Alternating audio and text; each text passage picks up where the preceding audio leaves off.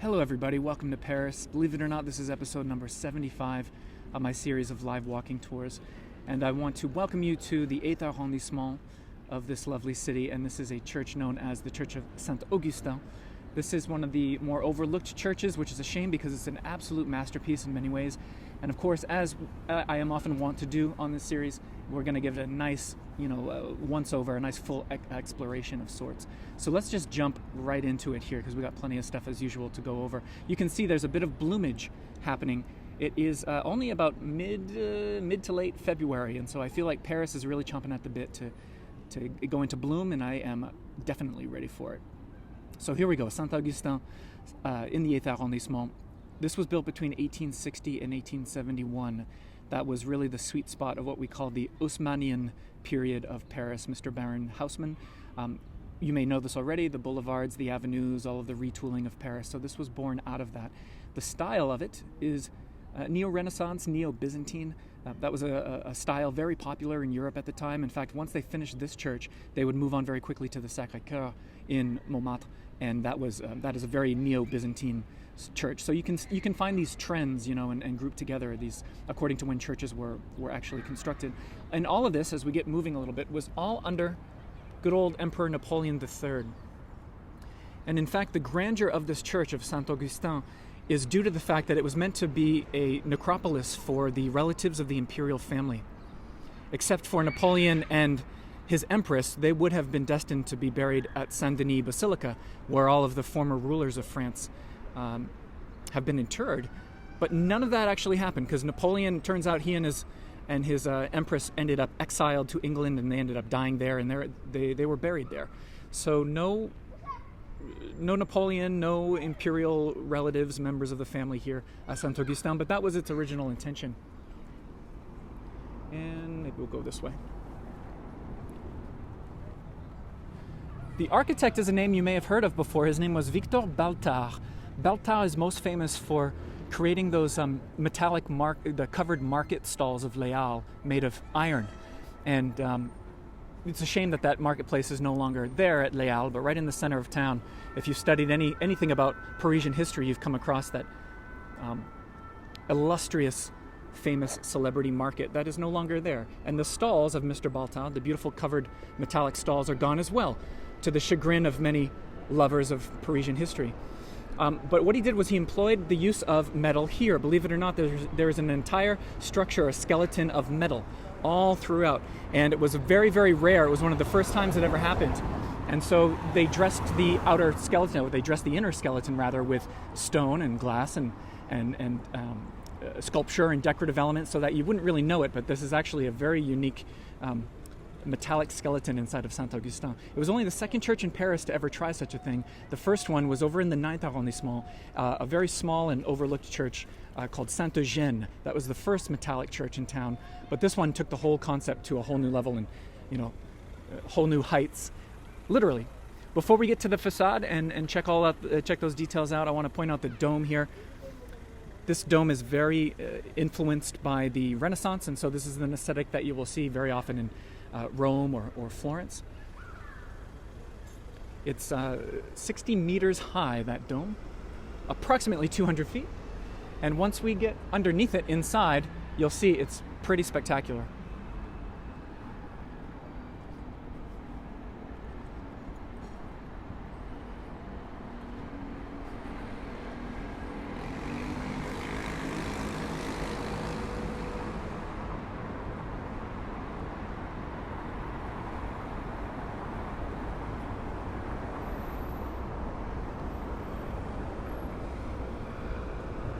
So that's what you're looking at as you say hello to Saint-Augustin, and we are going to go from here to the telephoto lens. So if you just allow me to set you down for a second.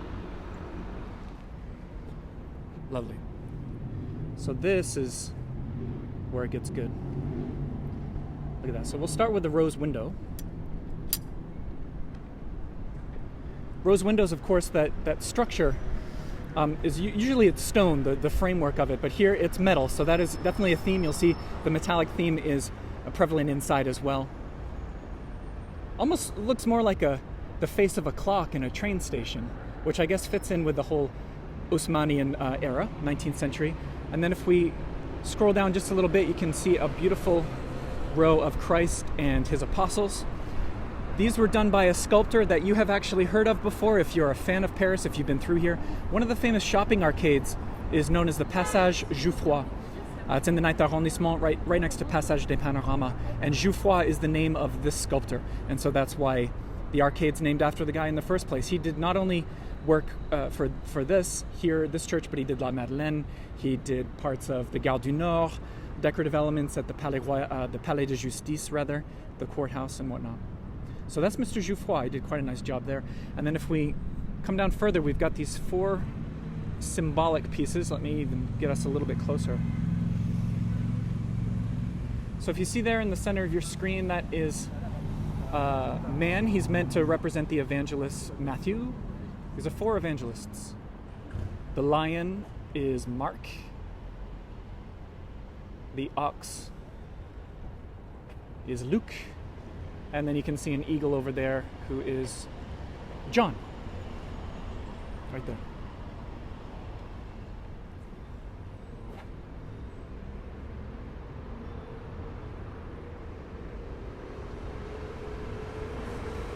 Janet Hoover says, "I'm so happy this is happening. I've never seen this church. It's already so gorgeous." Yeah. Thanks, Janet. And we haven't even gotten inside, obviously. As we make our way closer, these are mosaics. That sort of Byzantine style that this is meant to emulate always uses mosaics to some extent, whether real or fake, real or painted on. In this case, these are real. So I just want to give you a feeling for that. And then we'll take a look at the doors. Quite gusty and windy out here, so I'll be happy to get inside.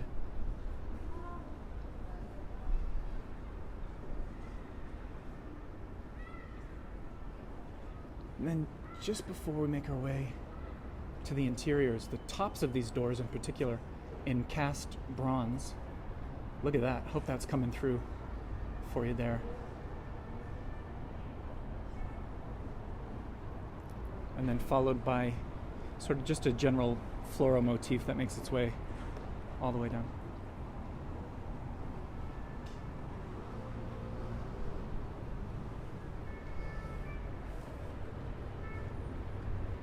So, once again, let's go ahead and switch back to the wide-angle lens, if you don't mind.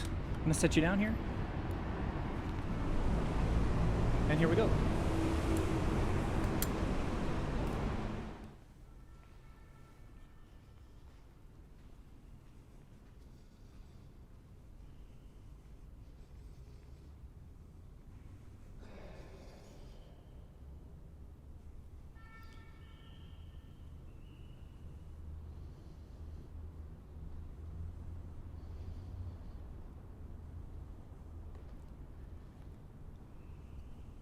So using metal for the structure of the church meant that you could avoid the very large stone pillars that would usually be inside the nave, obstructing your view and making it feel a little bit obstructed.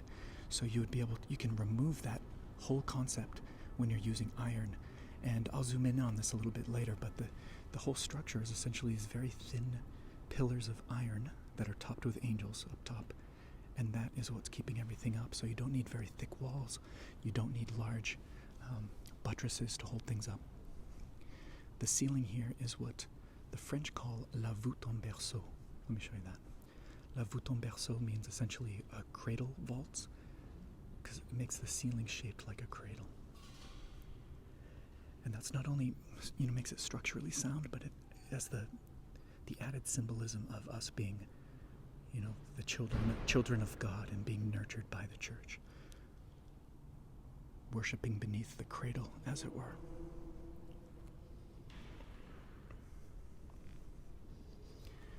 So, we've got all kinds of stuff to see here.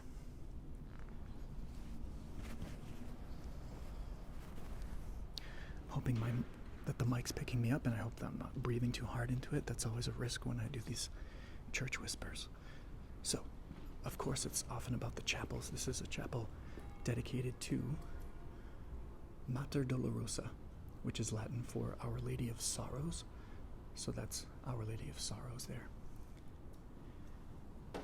And if I can get in just a little bit closer, I find this quite interesting. It's almost sort of a bust, but of a gentleman who's lying down. Could that be Christ? It may be.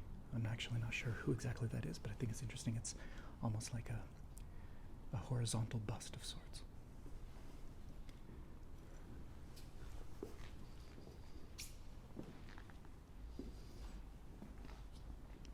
Now the chapels here in the front start actually very narrow, very narrow chapels, and then they get larger as they make their way.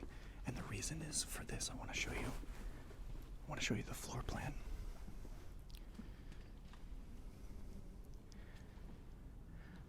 So when Osman created his boulevards and avenues, they crisscrossed through this area, and it created this very odd trapezoidal-shaped plot of land. And so Beltao, the architect, had no choice but to create a church that followed that very unorthodox plot of land. So that means the chapels on either side of the nave, here and here, had to begin very small and very shallow, and then they get larger as they make their way to the transept and the dome. Very unorthodox. For that reason, the width of the church, when you enter, the width right here doubles. So it doubles in width by the time you get to the altar. Hopefully that makes sense.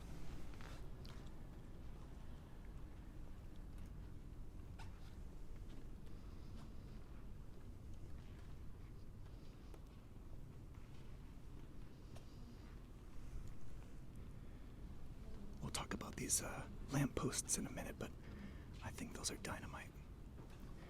The next chapel.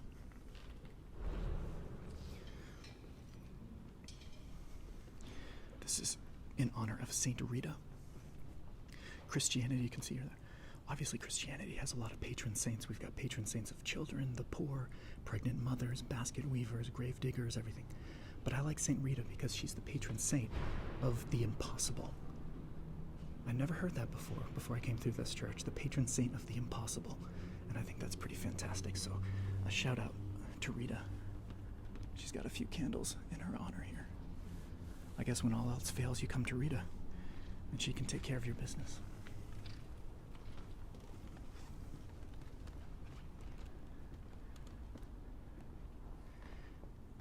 This next chapel has a nice statue of Joan of Arc. You know, the obligatory statue of Joan of Arc in every French church. But here she's got a very beautiful countenance, very contemplative. And what I really love about this is her hands. Look at the intricate nature of her intertwined fingers.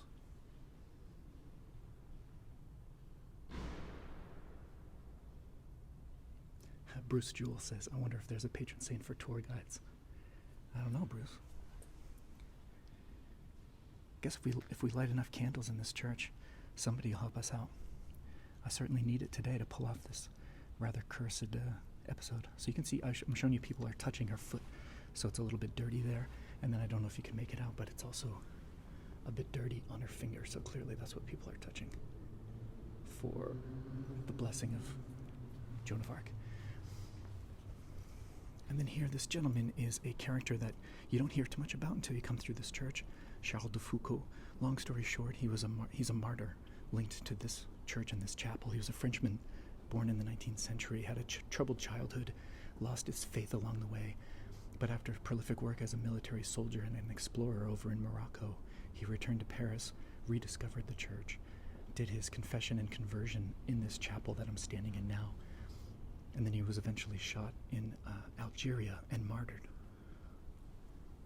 And I'm mentioning that because the next chapel is a room dedicated to him.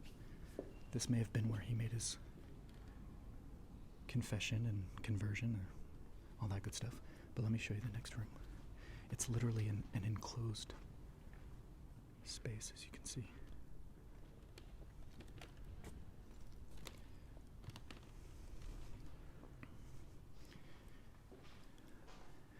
Newspaper clippings, pamphlets, books, and such to help explain the life of this martyr.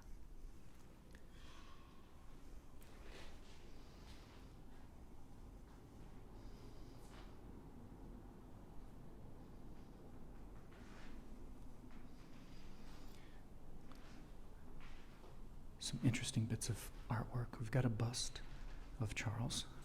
If I can reduce the glare for you, there you go.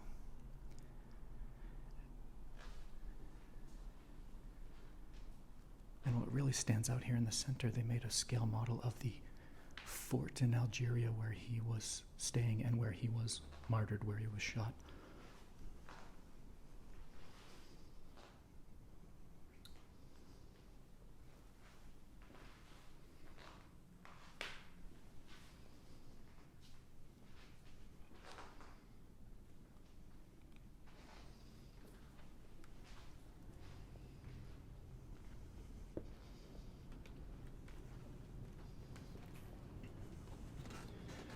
Let's take a look at the pulpit. Let's not miss the pulpit.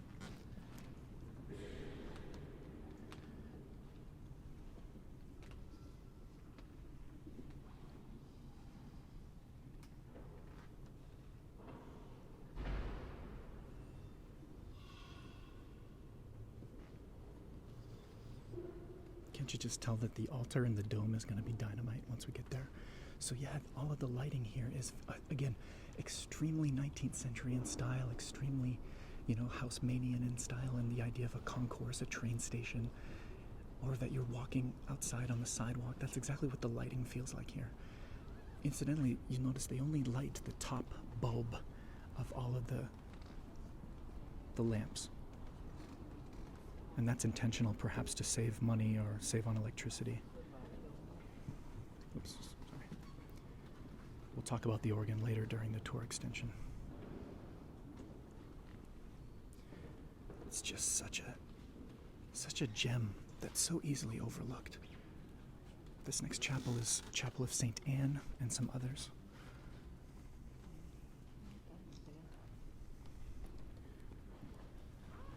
Here is Saint Anne up there, the mother of the Virgin Mary. So likely that's who we're looking at there. And then these are called ex votos.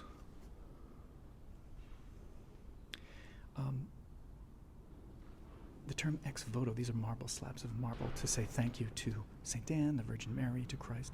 Ex voto is an abbreviation of a longer Latin phrase that translates into according to a vow made. According to a vow made. So quite common to see these, and of course you would pay for this, and it would be a way for the church to raise money, and then also a way for you to leave your official thank you. Saint Bernadette.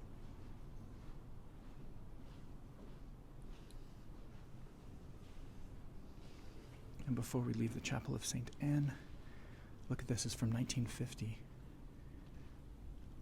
A lovely little scale model of the facade of the building that we're in. The dome.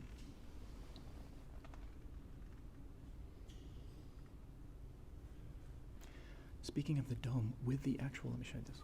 There's a little what they call a lantern, just stuck up here on the top of the dome. With that, the combined height of the dome is higher than Notre Dame's bell towers.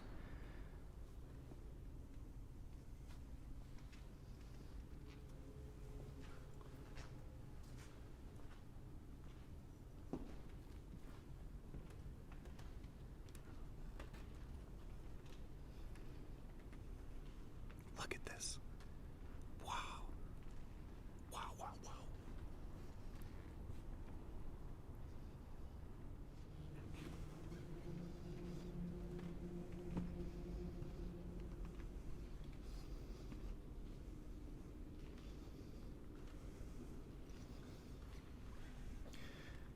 So we've got the altar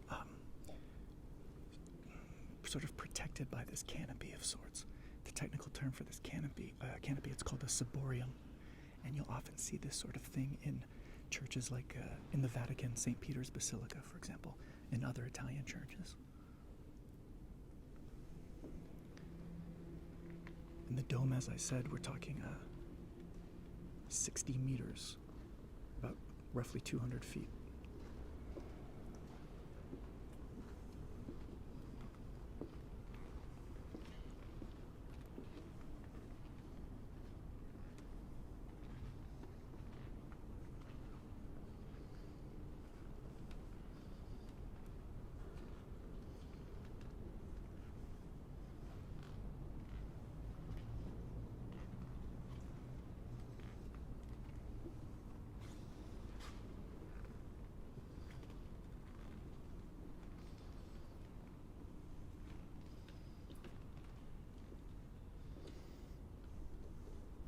We've got 3 fancy chapels that surround the altar here.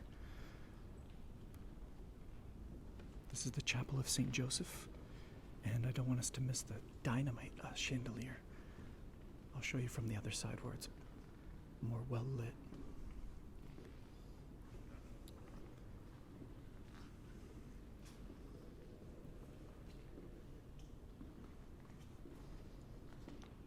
Look at this.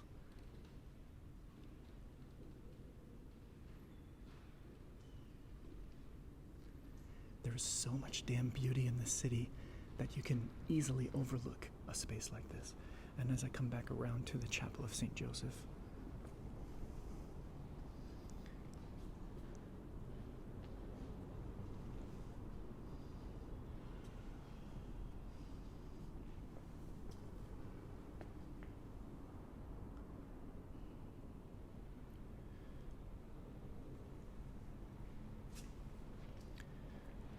a lot of mosaics, so we're going to switch to the, we're going to zoom in a little bit. I'm going to switch lenses again.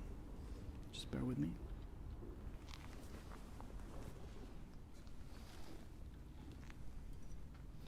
So this will allow me to show you that this is in fact real mosaic all the way through.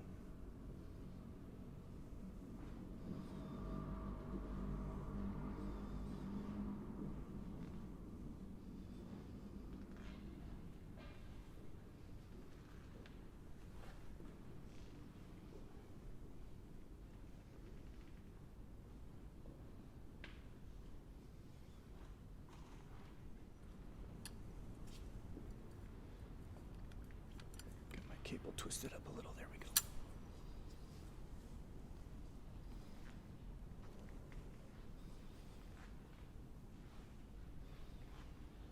Saint Teresa.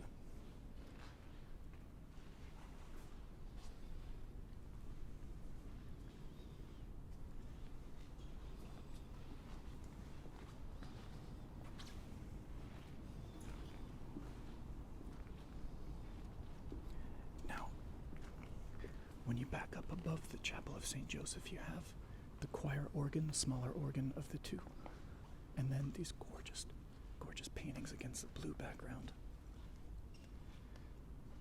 Those paintings up there, by a French academic painter called William Bouguereau. Bouguereau was, he knew that these paintings wouldn't be well illuminated up there, and so he intentionally put a very stark blue background so that the figures would pop. He was part of that traditional academic art establishment that the Impressionists would actively try to go against and buck that trend of painters like Bouguereau. But the fact remains that he was a dynamite artist. If you Google his paintings, his portraits and whatnot, they're just phenomenal. Interesting fun fact, if you're a fan of Gertrude Stein, who famously lived next to the Luxembourg Gardens in Paris at the address of 27 Rue Fleurus, 27 Rue Fleurus. Before Gertrude Stein lived there, this painter lived at that address. Same address as the future Gertrude Stein. So while we're here, we're going to pan around and enjoy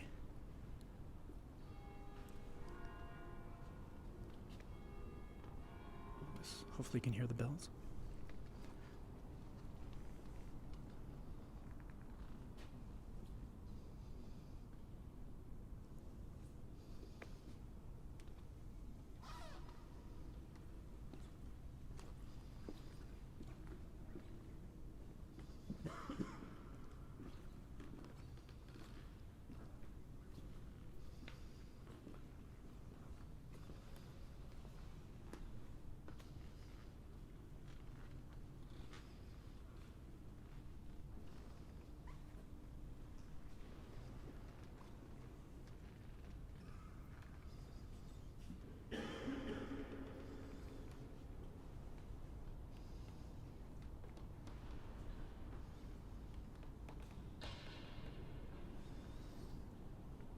Marilyn Gallup says it just keeps getting better. I know, tell me about it. So we're going to finish up the public version of this tour.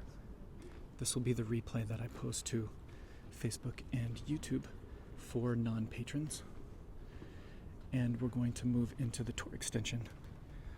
So for those of you who are with me here as Patreon members and supporters, you will stay in this group and we'll switch to the tour extension as we look at the Axial Chapel, which will be part of the tour extension and the cafe chat. If you're watching this replay and you are not a Patreon supporter, know that there's a link in the description of this video where you can become one and access a lot of extra content, including the tour extensions. Before I go, I want to give some shout outs to our recent patrons, because that's something that I want to start to do, to thank all of our newcomers. So I want to say hello to John and Rose Hederman, particularly Rose Hederman, who apparently is a very big fan of mine. Hello, Rose. I wanted to give you a shout out and hello. Thank you to new patron Lee and Adrian and Pamela Adams. Thank you to Karina Christensen, who just joined us. Madeleine has joined us. Laura Poffenberger, great to have you. Sarah Thompson, Misty Walker, and Roger Hickenbottom, who is our most recent arrival. So, if you are a patron, stay put. I'm going to sign off here to separate the two videos, and I'm going to come back to the same spot in about a minute, so just refresh the page a couple of times. We're going to explore this chapel, another chapel, more paintings, the organ, more parts of the nave, etc., and then we'll have a cafe chat with a guest. So thanks, everybody. Hope you appreciated this. We finally got episode number 75 in the can, and if you can't bring yourself to Paris, I'm going to keep bringing it to you, so hopefully you can tune in for number 76. Goodbye from Saint-Augustin in the 8th arrondissement. Take care.